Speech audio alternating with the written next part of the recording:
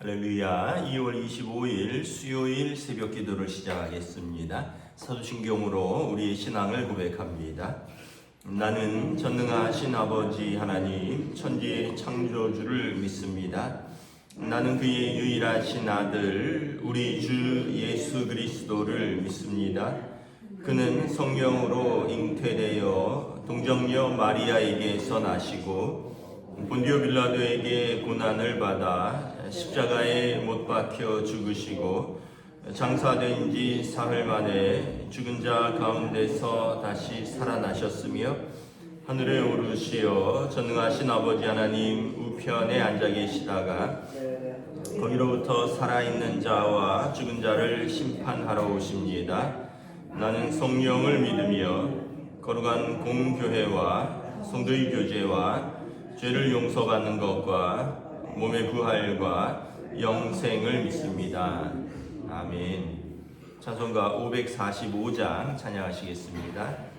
찬송가 545장입니다.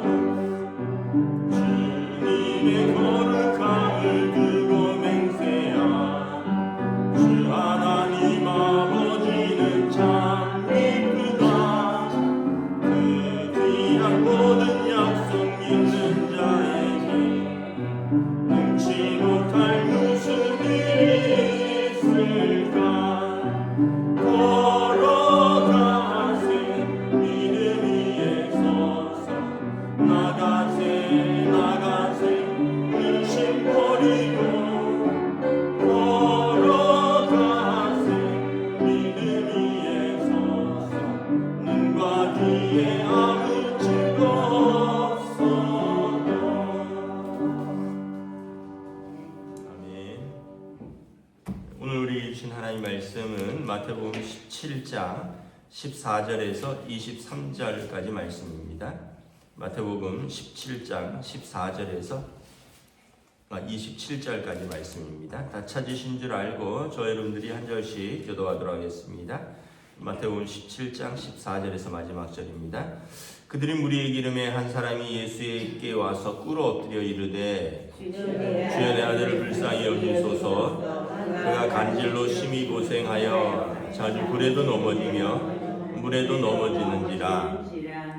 내가 주의 제자들에게 데리고 왔으나 능히 고치지 못하더이다. 예수께서 대답하여 이르시되 믿음이 없고 패역한 세대여, 내가 얼마나 너희와 함께 있으며 얼마나 너희에게 참으리요.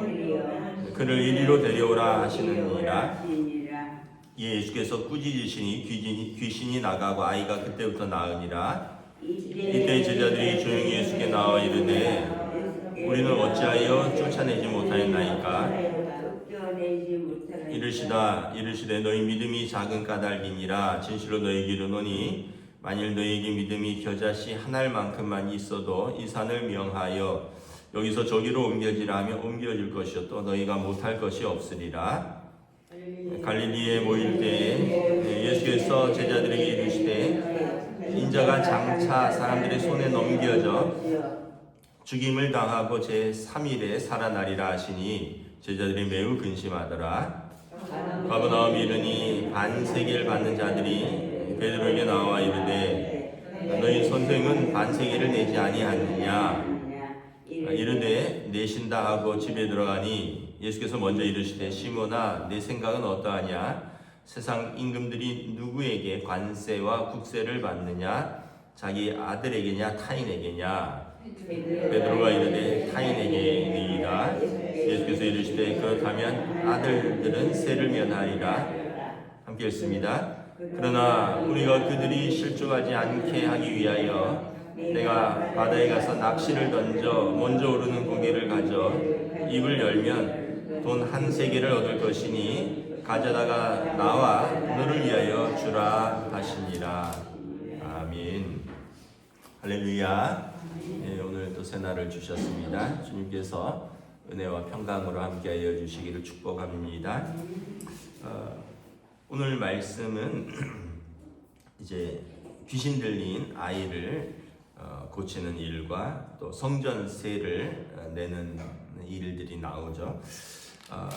어제 본문에서 이제 예수님께서 변화산에 올라서 변화되셨다. 그러니까 베드로가 여기 너무 좋으니까 여기 초막 셋을 짓고 우리 주님과 모세와 엘리야를 짓고 여기서 우리 같이 살기를 원합니다. 예수님께서 내려가자 하셨죠.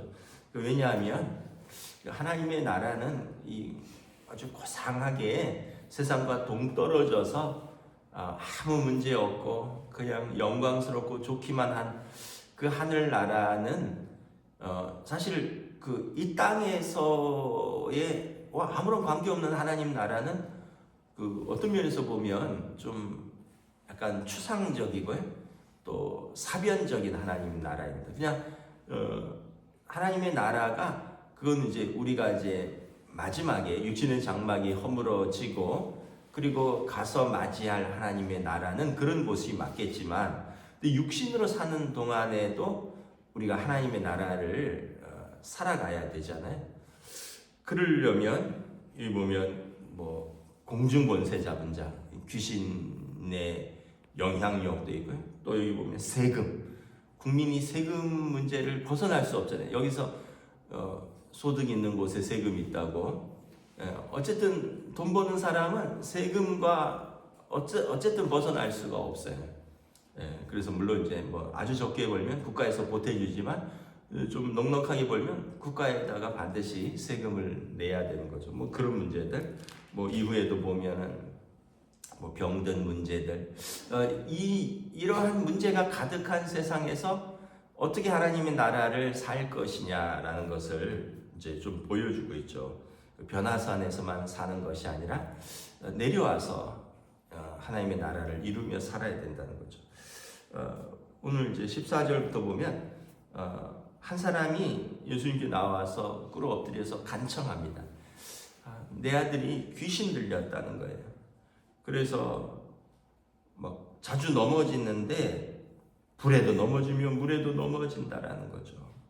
그러니까 아버지 마음이 어떻겠습니까? 여러분 자녀가 아주 중병이 걸렸어요. 그래갖고는 이런 의원 저런 의원 다 찾아가도 안 된다 그러면 얼마나 부모가 애타겠습니까? 제가 전에 교회에 있을 때 여기 보면 간질이라 그랬는데 진짜로 간질 걸린 분을 봤어요. 그냥 교회 식당에서 그대로 거품 물고 넘어지는데 모르는 사람들은 되게 무섭고 두렵더라고요. 근데 이걸 보면 어쨌든 보면 여기서는 이제 귀신 들린 현상이다라고 말을 합니다. 그 예수님의 제자들에게 먼저 데리고 왔습니다. 근데 제자들이 못 고치는 거예요. 그래서 예수님께 데려온 거예요. 예수님께서 제자들에게 말씀하십니다. 믿음이 없고 패역한 세대여 내가 얼마나 너희와 함께 있으며 얼마나 너희에게 참으리요 그를 이리로 데려오라 하고 예수님께서 제자들을 책망하셨어요. 이 믿음 없는 제자들을. 그리고 데려오니까 예수님이 꾸짖으시니까 귀신이 나갔어요. 제자들이 예수님께 조용히 묻습니다. 우리가 주님의 이름으로 했는데 어떻게 우리는 안 됩니까? 했더니 예수님께서 너희 믿음이 작은 까닭이라. 진짜 믿음을 가지고 해야 된다는 거예요. 유대인들에게 이제 천사와 귀신에 관한 그 분명한 생각들이 있습니다. 우리는 이 개혁교회잖아요. 이 가톨릭만 해도 천사, 귀신에 대해서 깊은 연구가 이루어져 있는데 우리 개신교는 그런 거를 연구 안 해요. 일부러 연구할 필요도 없다. 성경에 천사도 나오고 귀신도 나오는데 우리는 그걸 깊이 연구하면 자꾸 이상한 데로 빠질까봐 그래서 우리는 그냥 하나님의 말씀을 연구하는 것. 그래서 우리가 개혁교회거든요. 개혁교회는 이제 그러한 전통을 가지고 있습니다. 주변을 깊이 연구하지 않는다. 그냥 하나님의 말씀만 연구한다. 근데 유대인들이나 이런 데 보면 천사는 영적인 존재인데 하나님의 심부름을 하는 영적 존재입니다. 그 천사는 명확하죠. 그 소돔과 고모라의 그 땅의 죄악이 관영한지 안 한지 그거를 조사하러 가는 거예요. 또 다니엘이 기도할 때 천사장 미카엘이 그 기도에 응답하러 갔다 했습니다. 그럼 귀신은 어떤 사람들이냐, 어떤 존재들이냐? 원래 천사였는데 자기들이 하나님의 영광을 취할 것으로 여겨져서 그래서 교만하여서 하나님의 영광을 취하다가 하나님의 징계를 받아서 쫓겨난 영적 존재들이에요.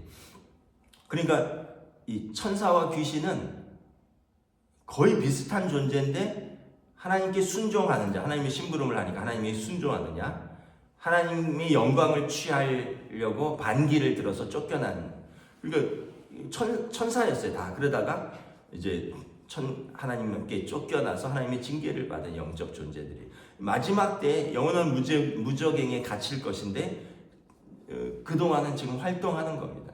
그러니까 천사와 귀신은 능력 면에서는 큰 차이가 없는 거예요. 근데 이 귀신은 이제 사단, 마귀가 우두머리고 그 여러 귀신들이 있겠죠. 근데 이 귀신들이 뭘 알겠어요? 하나님을 알아요. 하나님을 두려워하죠. 예수님도 알아요. 하나님의 아들이니까. 근데 이 정확하게 믿음이 없으면 두려워하지 않는 거예요.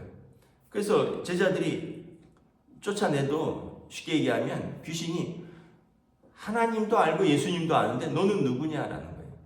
그래서 우리가 분명한 믿음을 가지고 귀신을 쫓아낼 수는 있어도 우리가 잘 모르고 우리 속에 두려움이 있고 우리가 믿음이 작으면 귀신이 야 하나님도 알고 예수님도 아는데 너는 누구냐 이렇게 되는 거죠. 그럼 제자들이 지금 예수님께서 메시아이심을 또 그런 완전한 확신 가운데 있는 거죠. 아직도 사역의 중반이니까. 그러면서 제자들이 예수님께서 쫓아내는 권세를 주셨는데 믿음이 부족한 거예요. 우리가 이제 그런 거죠. 될까 말까 이러면은 뭐 돼도 좀 되면 좋고 안 되면 할 수 없고 이렇게 되는 거고요. 분명히 돼. 이건 분명히 되는 거야. 이러면 우리는 이제 그 일을 확신을 가지고 할 수 있는 거죠. 근데 될까 말까 하면 아예 안 되는구나. 그만 접자 이렇게 돼 버리는 거죠. 지금 제자들에게도 아마 그런 마음이 있지 않았을까. 그래서 여러분 우리가 이제 귀신에 대해서 깊이 연구는 안 했고 또 잘은 모르지만 에베소서에 보면 너희의 싸움은 권세자들, 공중 권세 잡은 자들, 사단 마귀와의 싸움이란 거예요. 그래서 그 하나님의 전신갑주를 입으라 그러잖아요. 믿음의 방패를 들고 또 성령의 검을 들고 구원의 투구를 쓰고 복음의 신을 신고 진리의 허리띠를 띠고 믿음의 흉배를, 그러니까 여러분 우리가 이것을 갖추고 마귀와 싸울 수 있다는 거예요. 저 어렸을 때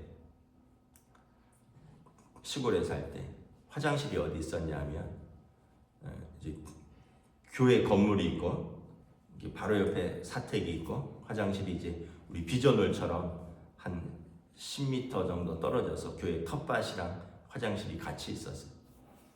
이제 화장실을 가야 되는데 지금 생각하면 참 옛날 어린이들은 강하게 컸던 것 같아요. 한 10살 된 애가 화장실을 가면 후레쉬를 하나 들고 가는 거예요. 무섭잖아요. 우리가 지금 10살 된 아들이나 딸이 화장실 간다 그러면 아마 아빠 엄마가 따라가서 그 앞에서 지켜줬을 것 같은데 그 시대는 그런 시대는 아니니까. 물론 아주 밤이 늦으면 좀 아침부터 죄송합니다. 요강을 해서 볼일을 봤지만 대충 한 12시 전이고 이러면 그냥 가는 거죠. 그럼 이제 가면 무서우니까 아버지가 가르쳐줬어요. 예수 이름으로 화장실에 볼일 보러 가면서 무서우니까 후레쉬 들고. 왜냐하면 푸삭 소리만 나도 놀랍잖아요. 그리고 또 화장실이 뚝 떨어져 있어서 흔히 말하는 푸세식 화장실에서 그 10살짜리 애가 얼마나 무서워요. 후레쉬 빛 하나 들고. 봄 가을이면 좀 나은데 여름 한겨울에도 갈 때 있거든. 얼마나 무섭습니까? 아버지가 가면서 사탄아 물러가라 막 이러면서 가라는 거예요. 찬송 부르면서 가라는 거예요. 그래서 밤에 그냥 무서우니까 물러든 것 같아요. 무서우니까 진짜 어떤 능력과 찬송으로 감사와 찬송과 이런 게 아니라 무서우니까 벌벌벌벌 떨면서 곰실질질 끌고 가면서 예수 이름으로 예수 그랬던 기억이 나는데 근데 지금 생각해 보면 그 말이 맞는 것 같아요. 여러분 두렵고 무섭고 또 어떤 그런 상황에서는 예수 이름으로 선포하는 거예요. 예수님께서 사탄아 물러가라 마태복음 4장에 보면 광야에서 시험을 받을 때 사탄아 물러가라 하셨거든요. 예수님께서 명령하시니 사탄이 물러가고 천사들이 와서 수종들더라. 아까 천사와 귀신은 같은 존재였다 그랬잖아요. 그러니까 예수님을 거역하기 위해서 나왔다가 예수님 명하시니까 물러가고 천사들이 와서 수종되는 것이죠. 그러니까 오늘 예수님 말씀에 너희 믿음이 있으면 하나님에 대한 확신, 예수 그리스도에 대한 믿음이 있으면 너희도 귀신을 쫓아낼 수 있다. 근데 너희가 거기에 대한 확신이 없으니까 믿음이 작으니까 귀신이 쫓아나가지 않는 것이다. 그래서 여러분 혹시나 여러분 이런 어떤 그런 두려움이 있을 때 주님의 이름으로 예수님의 이름으로 쫓아내시기를 축복합니다. 22절부터는 이제 또 다른 문제, 이제 24절에 세금 문제입니다. 베드로에게 세금 걷는 자들 성전세를 걷거든요. 이스라엘의 모든 남자들은 이제 성인 남자가 되면 1년에 한 번씩 성전세를 반세겔 내야 됩니다. 그리고 그것은 국가로 들어가는 게 아니라 사실 그건 성전을 유지하고 보수하는 그 율법에 의한 성전세입니다. 그래서 성전세를 거두러 와서는 제자들에게 야 너나 너희 선생이나 성전세 내야 되지 않겠느냐. 베드로가 예수님 따라다니느라고 이제 돈벌이 안 하거든요. 고기 안 잡거든요. 예수님께 성전세 내라고 하는데요. 예수님께서 베드로에게 말합니다. 왕의 아들에 대한 비유를 하죠. 야 왕이 아들에게 세금 받느냐? 안 그러겠죠. 아들은 세금을 면제하겠죠. 왕의 아들이니까. 마찬가지로 성전의 주인 하나님의 아들이 그 성전을 위해서 세금을 내는 것이 맞겠느냐? 아닌데 그러나 또 그걸 걷는 자들이 시험 들면 안 되니까 나와 너를 위하여 가서 물고기 한 마리 잡아라. 그 안에 한 세겔 되는 동전이 있을 것이다. 그래서 또 세금을 내라 말씀을 하시죠. 이 얘기는 그런 얘기예요. 우리가 살아가면서 또 국가에 내야 될 세금도 있고 또 아까 말했듯이 귀신 들린 것에 대한 그런 어려움도 있고 또 개인적인 어떤 병고침의 문제도 있고 또 오병이어의 사건처럼 굶주림의 문제도 있고 우리 삶에는 해결돼야 될 문제들이 너무 많다는 거예요. 그래서 우리가 이 크고 작은 모든 문제들마다 오늘 베드로는 귀신 들려도 예수님께 나오고 성전 세금 문제도 예수님께 나오고 물론 이제 우리가 감당해야 되는 부분들이 있지만 크고 작은 모든 일을 주님의 제자들은 주님과 상의하는 거예요. 주님의 지혜가 있고 주님의 말씀이 있고 주님의 권세가 있고, 그래서 하나님의 나라는 우리의 일상을 주님께로 가져가는 것입니다. 우리의 모든 문제, 우리의 일상을 주님께로 가져가서 주님의 말씀에 순종하고 주님의 지혜로 살아나가는 것, 이게 하나님 나라를 우리가 누리는 것을 보여주는 것입니다. 그래서 우리가 아이고 내가 해야 될 게 많다 이러면 짐이 너무 크죠. 수고하고 무거운 짐진 자들아 다 내게로 와라. 내 멍에와 내 짐은 가볍다. 주님과 함께 멍에를 매자는 거예요. 소가 혼자 멍에를 매면 무거운데 소 두 마리에게 같이 멍에를 주면 짐이 가볍잖아요. 그런데 보통 소를 훈련시킬 때 훈련 잘 된 소, 멍에를 여러 번 매온 소와 그 다음에 훈련이 덜 된 소, 멍에를 잘 못 매는 소를 같이 묶어서 멍에를 메어준대. 그럼 잘 매는 소가 인도를 한다는 거죠. 리드를 하는 거예요. 그러면서 옆에서도 같이 멍에를 잘 매게 되는 겁니다.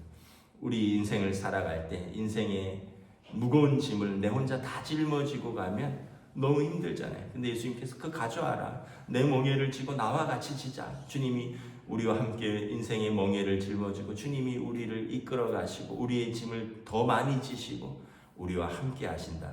이걸 지금 보여주는 거죠. 주님이 변화산에만 계시면 이걸 못 하시잖아요. 그래서 내려가서 우리가 할 일이 있다. 주님께서 말씀을 하시는 것입니다. 저와 여러분들이 오늘 살림을 해도 되고 무슨 출근을 해도 되고 우리의 모든 일상에서 우리의 일상을 주님께로 가져가서 주님과 함께 멍에를 매는 하나님의 나라를 살아가는 저와 여러분 되시기를 주님의 이름으로 축복합니다. 기도하겠습니다. 하나님의 은혜를 감사합니다. 참으로 변화산에 내려오니 귀신 들려 자주 넘어지는 아들을 둔 아버지의 이 절규 주님 앞에 무릎 꿇는 아버지의 문제가 있고 또 베드로에게 찾아와 예수님과 베드로의 성전세를 내라고 찾아오는 또 문제들도 있습니다. 오늘 말씀을 통하여 우리는 믿음을 가지고 예수님께 나아가며 믿음을 가지고 예수님의 이름으로 하나님께 구하는 것이 무엇인가? 귀신을 쫓아내는 문제에서도 그렇고 성전세를 내는 문제에 있어서도 모든 것에 있어서 우리가 우리의 문제를 주님께 가져가고 주님의 이름으로 하나님께 구할 때 하나님께서 우리의 삶에 이루어지시는 하나님의 은혜, 하나님의 지혜를 우리가 경험하여 우리의 삶에서 하나님의 나라를 살아갈 수 있도록 오늘도 성령님 인도하여 주시옵소서. 감사를 드리오며 우리 주 예수 그리스도 이름으로 기도드리옵나이다. 아멘. 하늘에 계신 우리 아버지의 이름을 거룩하게 하시며 아버지의 나라가 오게 하시며 아버지의 뜻이 하늘에서와 같이 땅에서도 이루어지게 하소서. 오늘 우리에게 경할 양식을 주시고 우리가 우리에게 잘못한 사람을 용서하여 준 것 같이 우리 죄를 용서하여 주시고 우리를 시험에 빠지지 않게 하시고 악에서 구하소서. 나라와 권능과 영광이 영원히 아버지의 것입니다. 아멘.